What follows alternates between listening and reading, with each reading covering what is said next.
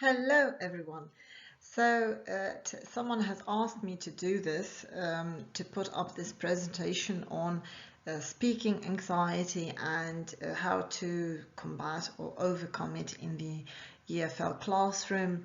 And so, this is me talking about speaking anxiety. Hopefully, this will be useful information for some of you, and hopefully, you'll learn something new.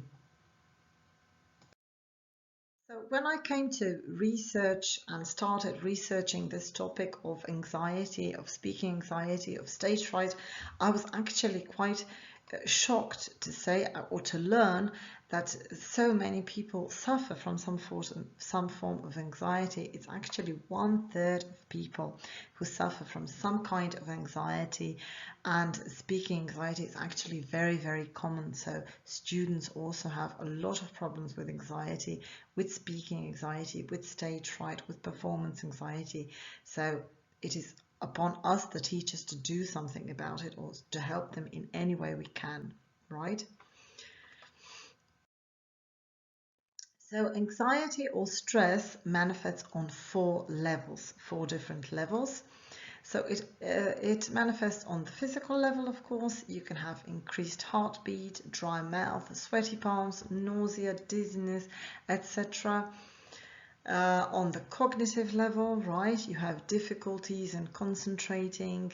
You have also increased awareness, sharp senses, etc.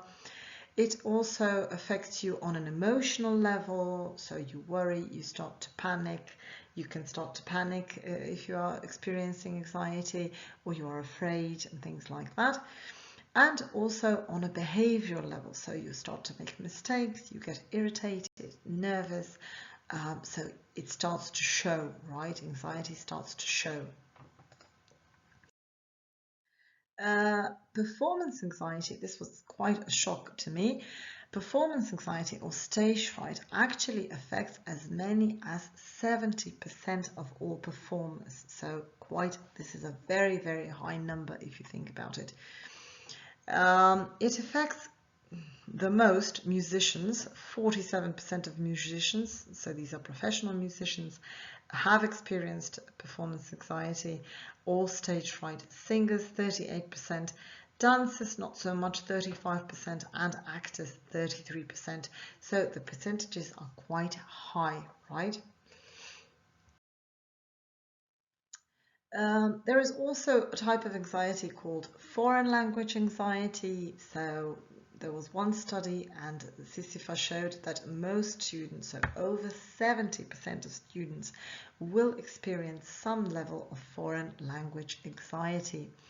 So only 26.7% said that they were relaxed when they were learning English as a foreign language, whereas 40% were mildly anxious, so they were anxious, they were experiencing some form of anxiety, and 33% identify themselves as anxious while learning English. So this is, of course, a big problem in learning a foreign language because it inhibits us. Anxiety inhibits us from learning things. So it's a problem. Another thing that I found interesting was whether children experience anxiety. So you think that children don't experience anxiety, that they are carefree, don't, have a care in the world and don't really deal with anxiety. But anxiety manifests itself already in preschool children who can have serious issues with anxiety and stress as early as in kindergarten. So there is a researcher, Slovenian researcher Uranek, and she suggests that children who have a lower self-esteem experience greater anxiety. So anxiety is, especially in children, closely related to low self-image, which is still just developing in school. So the self-image is not set yet. Self-image and anxiety are correlated, as positive self-image contributes to less anxiety and low or even negative self-image leads to greater anxiety. So this then becomes kind of a downward spiral for some children, as of course children who experience more anxiety develop even lower self-esteem, and then even lower self-esteem leads to even more anxiety. So this is a huge problem, right? This is a huge problem. And in the EFL classroom, this manifests itself. So the students whose self-image is that they are not good in English, so they do not want to learn, of course, English, and they experience even more anxiety in speaking, and so on. Scientists claim that the period of this middle childhood, between the ages of 6 and 10, is kind of crucial in developing self-image, because this is when it forms. On the one hand, because of the cognitive development in this period, and also because of the social environment. So children at this age, this is the first time they are encountering some things and finding out about their self-image, right? Am I good in math? Am I good in languages? So this is when it all forms. Once this happens, once this is kind of self-formed, it is very difficult to change. So this is why it is extremely important to do something about it at that age. So what do you think? Is speaking anxiety positive or negative? You know, the stage fright, the tremor, something like that. Is it positive in a way? Up to a certain extent, anxiety before speaking or a performance is, of course, positive, right? Psychologists Yerkes and Dillingham-Dodson have proven that there is a relationship between the level of stress and arousal and the level of performance. So that there is some sort of peak level of anxiety performance under an intermediate level of stress or arousal. So too little, too much stress can cause poorer performance, and this is actually called Yerkes-Dodson law. So if you are completely bored, have no investment, you are not invested in your performance whatsoever, of course, your performance is going to be quite low. Whereas if you are focused, your senses are sharpened, you are energized, your performance is going to be optimal. Whereas, of course, if you are, too stressed, too nervous, exhausted, fatigued, your performance is again going to be terrible, right? A lot of times I get asked, and I've also asked myself this, is anxiety or stage fright related to talent? So we oftentimes think, oh, really talented people have no issues with anxiety, they have no issues with stage fright, they are so good at what they do, so of course, why would they worry about their performance or their, I don't know, singing or something like that? But this is actually not true. Anxiety is in no way related to talent, gift, or competence, or even experience. You have, people who have been musicians all their lives and they experience anxiety at a late, stage in life when they've done, I don't know, thousands of performances already. And you also have people who are young and don't really have that much anxiety. So it is actually related to our self-image. So in the sense, how we feel, how we estimate our performance against our own standards, right? And this is the reason why a lot of gifted children experience severe anxiety, right? Another Slovenian researcher, Haber, in her research on performance anxiety and stage fright among music school pupils, determined that the most common performance anxiety factors were lack of self-confidence, fear of making mistakes, fear of failure, fear of critique, poor preparation, and of course fear of poor performance. So anxiety is very much related to our self-image and not our talent, not our abilities. So we have to really separate these two, also when we are thinking about, children in class.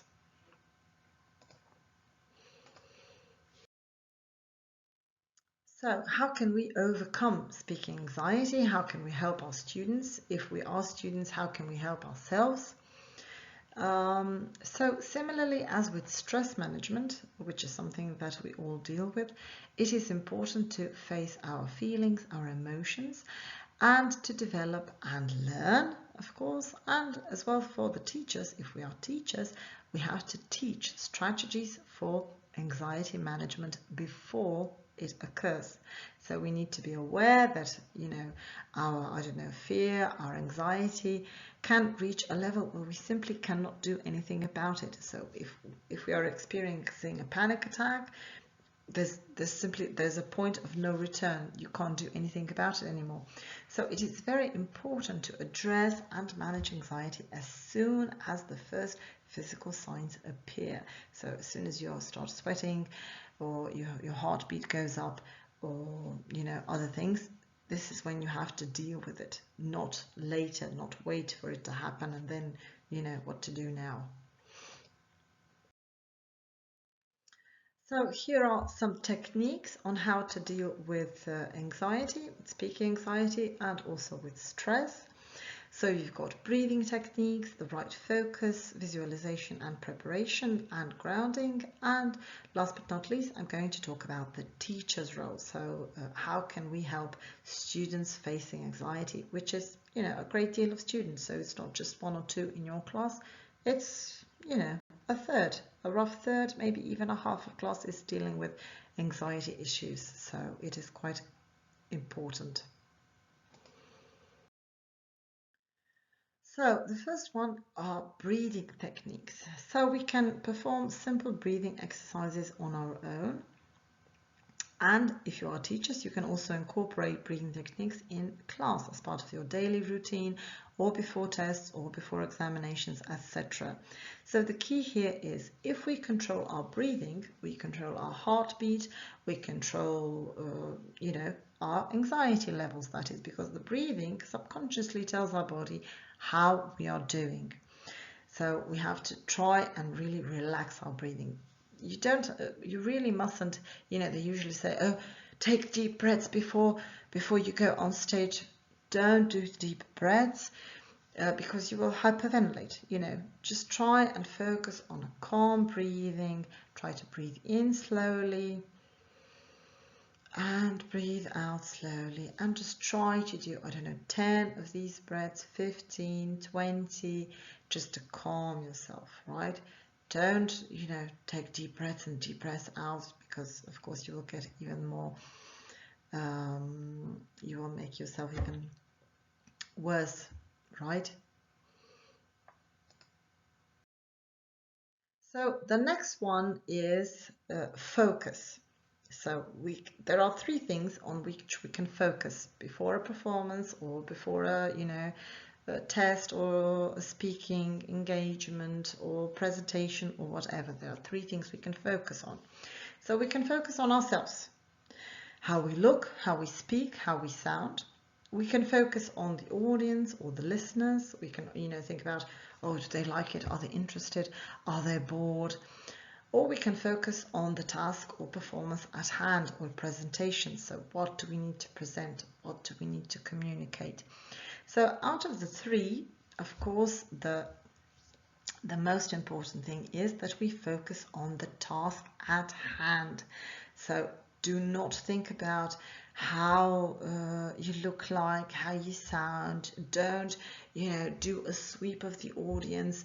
Look at everyone in the room, what they are doing. Are they listening? Are they bored? What is happening? So just try and focus on what you have to say, what you have to sing, what you have to present. So focus on the task at hand.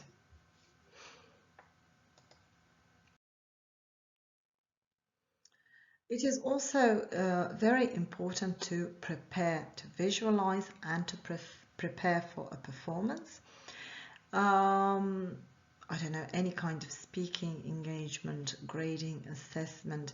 So again, if you are doing this yourself, try to really imagine, or try to also practice where you are going to give a presentation. So don't practice somewhere completely on a different location and then be, shocked as when you see, oh, I'm doing it here. But try to practice it there on the spot. And if you are a teacher, you have to give students the chance to really practice. So show them where this is going to take place, where they are going to speak, what they are going to say, what they're going to present. So try to give them as much detail as possible.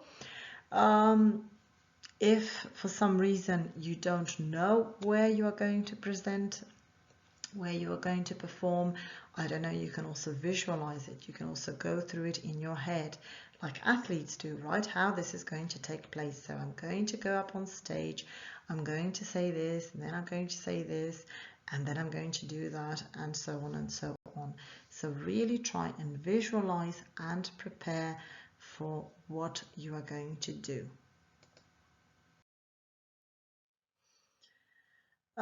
If you are, you are on stage, you are about to go up, you can feel that your heart is racing, you are breathing shallowly, you are panicking. As we speak, there is this exercise which you can do. Or, of course, if you are a teacher, you can tell the students that this is what they need to do. Or if you are, I don't know, a student, a friend, and you see your friend panicking up on stage, just raise your hand, tell them, okay, stop, and do this grounding exercise with me. So try to find 5 things that you can see. So look around and try to find 5 things that you can see. Look around again, find 4 things that you can feel or touch. I don't know, what can you touch in this room? 3 things that you can hear, 2 things that you can smell, and 1 thing you can taste.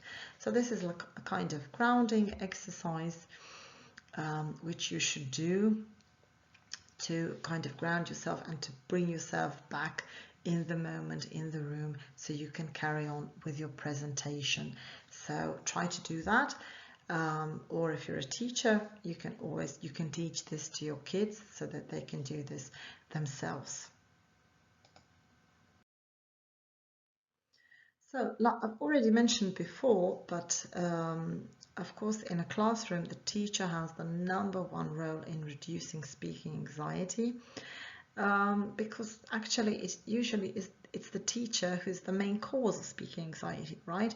Especially if you're grading students on I don't know, presentations or something, or speaking, something like that. So of course you are also part of the reason why they are experiencing speaking anxiety. But you can do so much in the classroom to reduce speaking anxiety and try and improve, help shape a positive self-image for your students and teach them the important life skills on how to manage stress and anxiety. This is especially important, like I said, because so many children experience anxiety, of course also adults, but so many of your students are experiencing anxiety and you have to give them the tools to deal with it. So here are some ways on how to contribute to less anxiety in class, how to get them to, grow and create a more positive self-image. So I've talked about the teacher's role also in the past, but here are some other ways in which the teacher can facilitate language learning and fight speaking anxiety in the classroom. So first of all, please remember what it is like to learn a new language. Now you are probably, fluent in this language that you are teaching. The children aren't. So perhaps listen to another foreign language, try to understand what they're talking about, try to speak it, just try. How do you feel?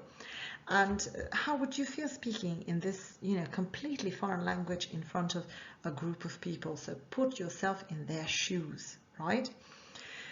Another thing which you can do is lead by example. So for example, ever so often you can try and recite a speech or an English poem off the top of your head in front of your students. Show and demonstrate to the children that you also have to, in a way, cope with speaking anxiety. Don't just tell them, oh, don't worry, don't sweat it, you'll be all right. Show them, lead by example. Number 3 is keep in mind. So keep in mind that speaking anxiety, performance anxiety, stage fright is actually common. So it is common for most students. It's not just 1 or 2 students, it's, most of them. Including children. So it is not just the children, it is also for, adults, but also children. So keep that in mind and that you are in a way contributing to defining them as a person, that you have a big impact on their self-image and also their attitude towards learning English, other foreign languages, and speaking, public speaking, and so on. So another thing that you have to be careful is the classroom environment. So you have to establish a relaxed and supportive learning environment. You have to teach students that it's okay to make mistakes, encourage them to talk, to speak up, teach them that the only wrong answer is silence. We are learning. Do not overcorrect them. Do not let them finish their sentences even if they're completely wrong. Do not allow negative comments from other students when someone makes a mistake. That is really the key. Give them plenty of room to practice, perhaps to self-correct. Don't be too quick to correct their grammar or whatever. And encourage them to work in groups, in pairs, so that they can practice like on a smaller scale. They don't have to practice in front of the whole class, right? And the last thing is, when you are grading, you should really give them a clear idea on what they will be graded on. Practice, let them self-evaluate their work before you do it for them. So really get them to be clear or to be on the same page as you when it comes to grading. So here are some references that I used while I was researching this topic. And thank you for your attention. I hope this helps in a way with your speaking anxiety, performance anxiety, stage fright, or perhaps it helps your students. I don't know. Thank you.